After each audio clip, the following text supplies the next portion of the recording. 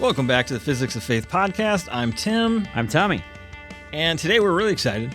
Really excited. Super excited. Something new. Yeah, we're doing something we haven't done yet. Mm-hmm. Tommy, do you want to tell them what it is? Yeah, so we are, how many books have we done? Maybe 8, 9, I guess? It's something several. Like that. Yeah. And we've been doing this for a couple years now. And so we've always been in the New Testament. We've bounced around between Paul and Peter and James, and we did Jude last time. And so we are doing something. We are going into the Old Testament because we haven't done an Old Testament book yet. We have not. Yeah, and so we're going into the book of Daniel. Yeah, and which is something that we, just start easy, right? Right, yeah. Well, and so we were talking about, just to kind of let you behind the curtain. So we were talking about what we were going to do next, and we're like, well, we've done so many of the New Testament books. We don't want to do the same thing over again. So let's do something different. So let's try an Old Testament book, and the Old Testament books are a lot longer. I mean, if we did a series on Genesis, I mean, that'd take a year and a half, because the chapters are longer and there's more chapters. And so I wanted to do a shorter one, and Daniel is, and so when we were thinking about this, I was kind of praying about it, and I've been reading through the Old Testament anyway, and so I was coming upon this when we were talking about this. Mm-hmm. I said, Daniel would be a good one to do, and I thought about that because one, it's only 12 chapters. Now, it's deep. There's some tough stuff into it, but the other reason that I do like this, and I was actually thinking about this today, while there's some deep stuff in here that people probably don't know about, if for those of you who are very new in your Christianity or don't know a lot about the Bible, there's probably things in Daniel that you've heard of. You've probably heard of Daniel in the lion's den. Yep. You probably have heard of Shadrach, Meshach, and Abednego. You've probably used the phrase "writing on the wall." Yeah. That comes from this book. So. Again, it's a much deeper study and some much deeper episodes, but hopefully there is some familiarity in that you'll hopefully get something out of it. So what we're going to try to do is get through as much of that deep content as possible without holding you for too long. Right. We just did Jude, and we joked about how it was such a short book. But that was like the longest episode we've ever done. So. Right. For these types of episodes. Yeah. So and like I said, it is hard to think about an Old Testament book because again they're all so. I mean, Kings, Chronicles, and they're all so long. So this is one of a minor prophet. So it is one of the shorter books, and it's also mixed in with all of these books that you've probably never read about. Like I don't know if I have ever heard a pastor. I've been to a lot of sermons. I don't know if I've ever seen a pastor quote Amos. Maybe, but so there's things in here that may never heard of, but it's good. It's definitely not one of the primaries. Yeah, that's for sure. All right, so here we go. So we're going to go ahead and jump in, and I'm just going to start with the first 2 chapters here to begin, because there's actually a lot of information there. So I'm reading the New American Standard Version. You can read whichever version you like. I would recommend staying away from paraphrases, but we're going to go ahead and start here. This is Daniel chapter 1, verses 1 and 2. In the 3rd year of the reign of Jehoiakim, king of Judah, Nebuchadnezzar, king of Babylon, came to Jerusalem and besieged it. And the Lord handed Jehoiakim, king of Judah, over to him, along with some of the vessels of the house of God.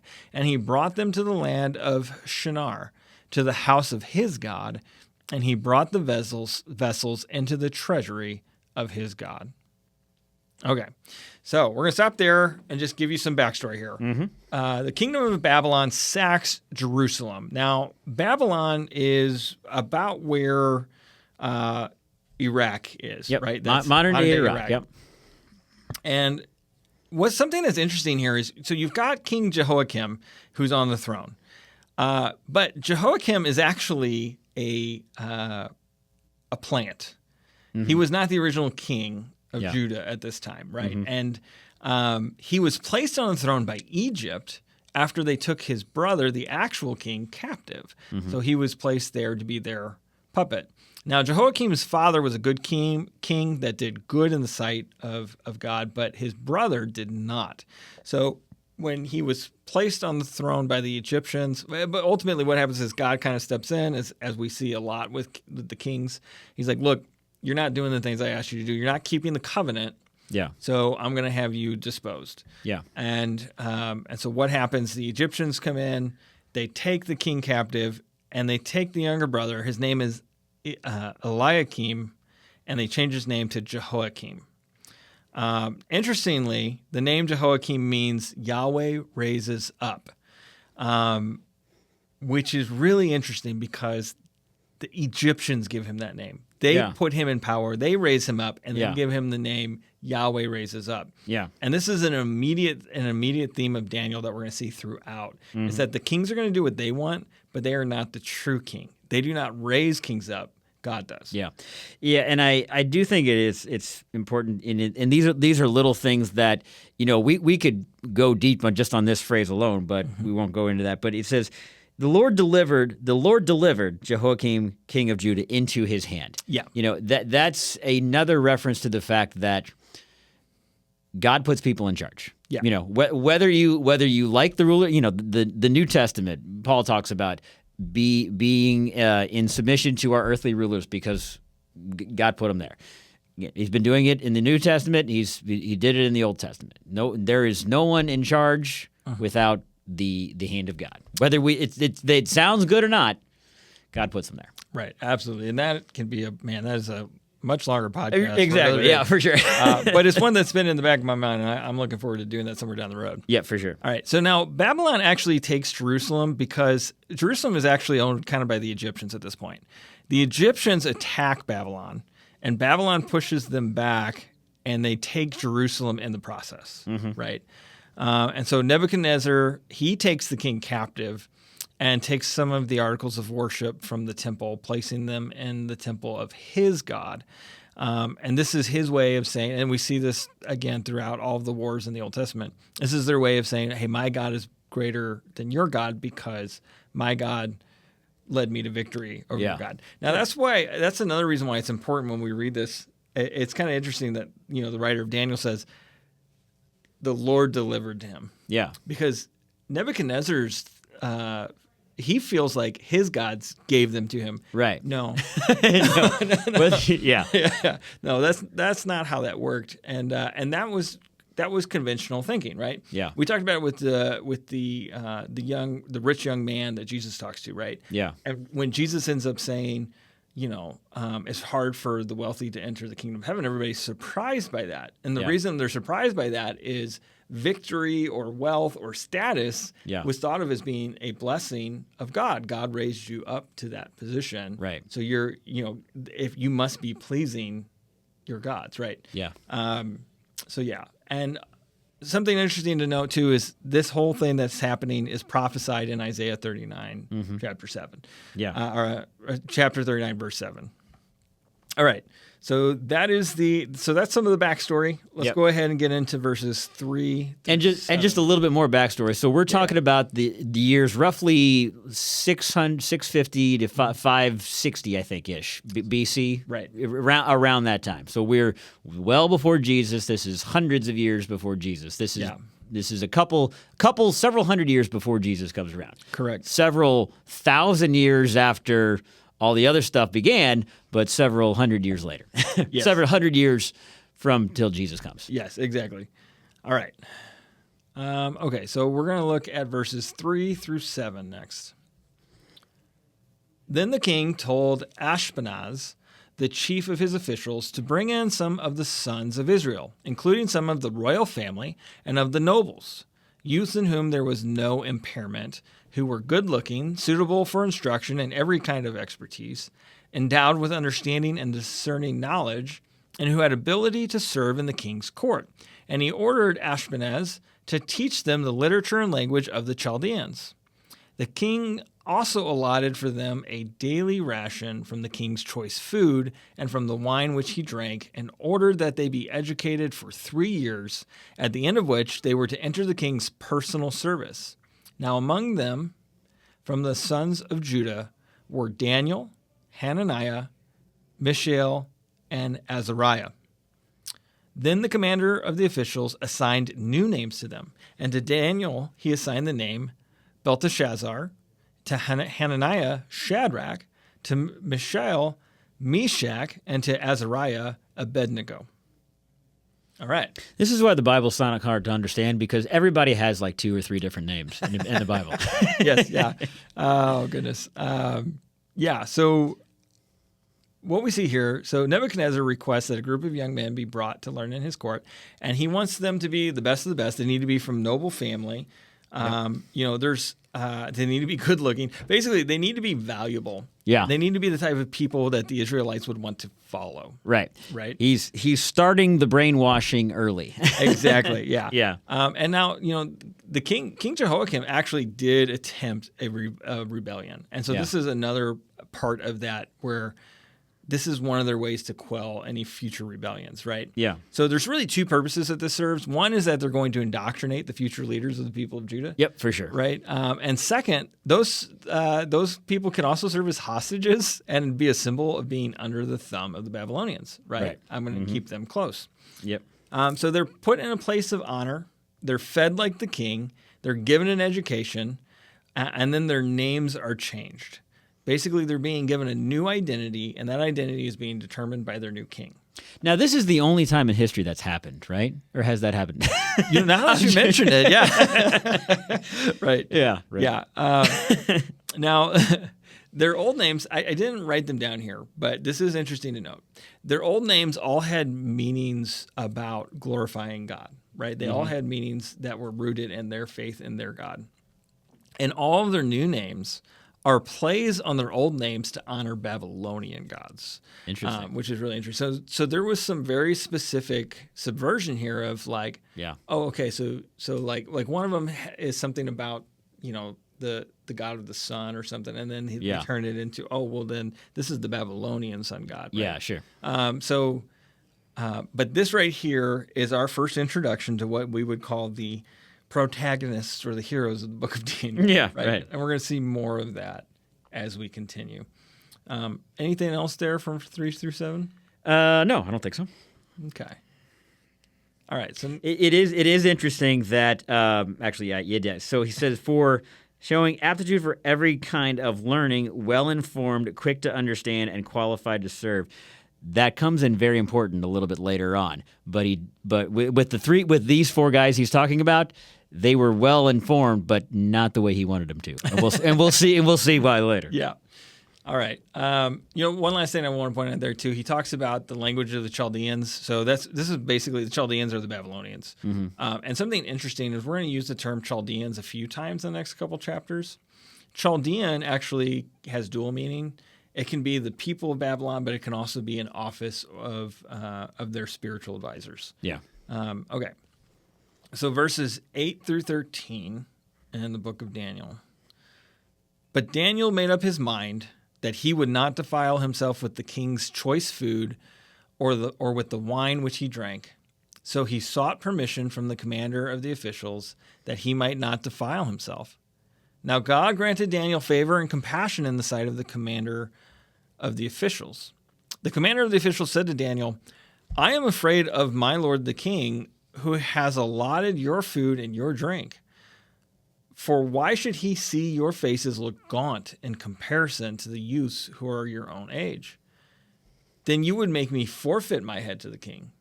But Daniel said to the overseer, whom the commander of the officials had appointed over Daniel, Hananiah, Mishael, and Azariah, please put your servants to the test for 10 days, and let us be given some vegetables to eat and water to drink. Then let our appearance be examined in your presence, and the appearance of the youths who are eating the king's choice food, and deal with your servants according to what you see. Okay. So in verse 8, Daniel says he's made up his mind, I am not going to defile myself. Yeah. Right? So what does that mean? The king's food really probably isn't kosher. Yeah. Right? Also, when you think about who Daniel is and where he came from, there's a lot of allusion here that Daniel could have been of a priestly order. Yeah. Right? And there were ceremonial things that he was supposed to take into consideration. Right? So he can't do the kosher food. Some of the stuff he could eat, but it was probably offered to idols first. So he can't do that. Yeah. And then there's also this thing that if he goes along with it, he's aligning himself with the king of Babylon. Right. Yeah. Yeah. And this just shows you early on how different Daniel was than everybody else. How set apart he was, and just how strong his faith was, and where he came from, where his faith came from. Yeah. I mean, and we see this 7 or 8 times in this book. Absolutely. Now, something that's interesting here is, Daniel can't really control the change of his name, right? They change his name. Yeah. But even though he has a new name, he knows who he is. Right. And he cannot control the re-education that he has to go through, but it doesn't really matter because he already knows what the truth is. Yeah. Right. And something he could do, though, is he could refuse to eat. And he could request something different. And this is his way of refusing to assimilate and to serve somebody other than his God. I do think we should know, we talk, it talks about young men. They don't get into exactly how young, but I mean, they're believed, and I read that, I mean, they could be as young as like 13, 14 at this time, right? It's possibly. Anywhere from like 13 to 18. Yeah. Yeah. Yeah. They're not talking about young 20-year-old men. Like, they're talking about what we consider teenagers. Possibly. So what does Daniel do is he doesn't ask them like, hey, can you bring us meat that hasn't been offered to idols? He doesn't ask them to change the way they prepare or anything. He just says, bring us this other stuff instead. And it's basically a vegetarian diet. Yeah. Something interesting about that too, though, is that the word vegetable there can also mean grains. Okay. Yeah. Right? So that could include grains and breads and things like that. So I think this is also really, really interesting is he seeks permission, right? Yeah.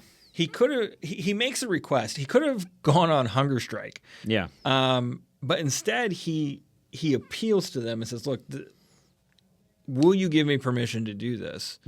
And they want to, he's been given favor. They want to do it for him, but they're scared, right? Yeah. The commander's like, well, I do it, but like I'm going to lose my head if I do. Well, yeah, because they're worried that if all these other, we'll call them soldiers or whatever you want to call them, they're drinking wine and eating meat and all of this stuff, they're going to be muscular and all that stuff. And they're talking about this different of a diet. They're worried that they're going to look different. And I mean, even now you can know like, that person is probably a vegetarian. I mean, and again, that's not, I don't think that in a negative way, but you could usually, sometimes you could tell, like some physical difference, or you could tell if that person is not a vegetarian. Right. Maybe that's the thing. But if somebody serving in the king's court looks gaunt or looks sickly or doesn't look like he's well fed, it makes the king look bad. Absolutely, right? On a number of different levels, right? Yeah.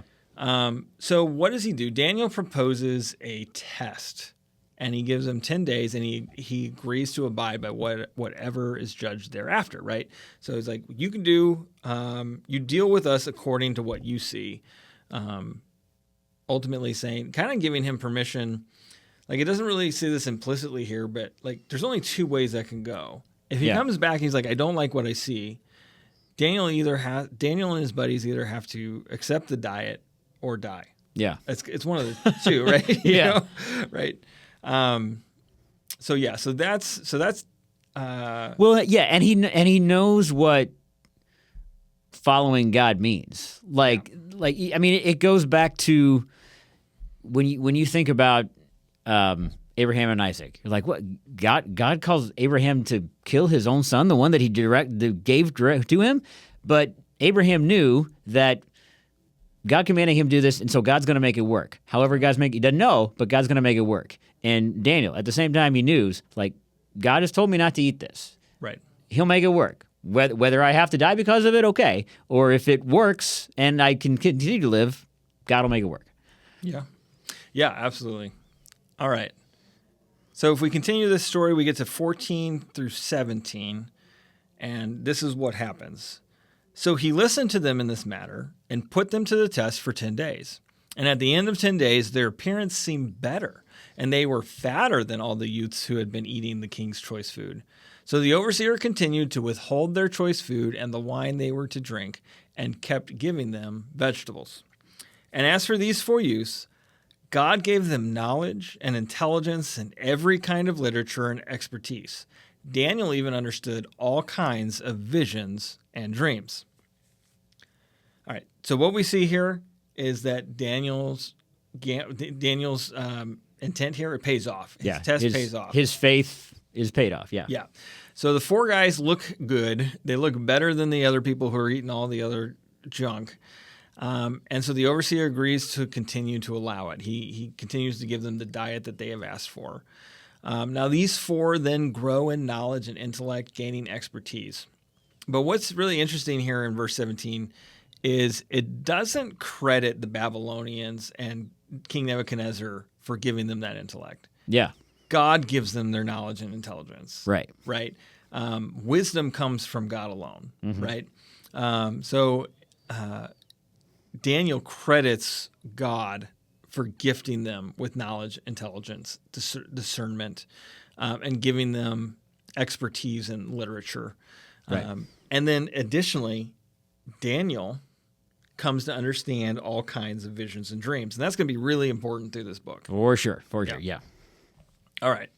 So then we get to verse 18 through 21 to end the chapter.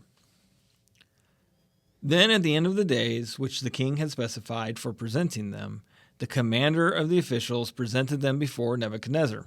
And the king talked with them, and out of them all, not one was found like Daniel, Hananiah, Mishael, and Azariah. So they entered the king's personal service. As for every matter of expertise and understanding about which the king consulted them, he found them 10 times better than all the soothsayer priests and conjurers who were in all of his realm. And Daniel continued until the first year of Cyrus the king. So their training's complete. They're brought before the king. And after spending time with him, and the king talks, basically, he talks to all of these youth that they've been training. Yeah. Like nobody else is like these 4 guys. Right. Right. Daniel and these 3, these guys are the best. Yep. Right. And they're going to join my personal cabinet. Yeah. Right? What we see is God sets them apart. Yeah. Yeah. Absolutely. And what we see is that their wisdom exceeds more than 10 times all of the traditional sources of wisdom that the king of Babylon had. Right, because those guys are scam artists, and Daniel's wisdom comes from God. Daniel's wisdom comes from God. That's And exactly it. his ability to see the visions and interpret dreams, and as we'll see in the next chapter, his is from a holy, godly. It's from God, not a trick. we'll Exactly. say. Yeah. And so that's it. So that is the first chapter here of Daniel. We see, Daniel is taken from the land of Judah. He's put into a re-education camp. Yeah.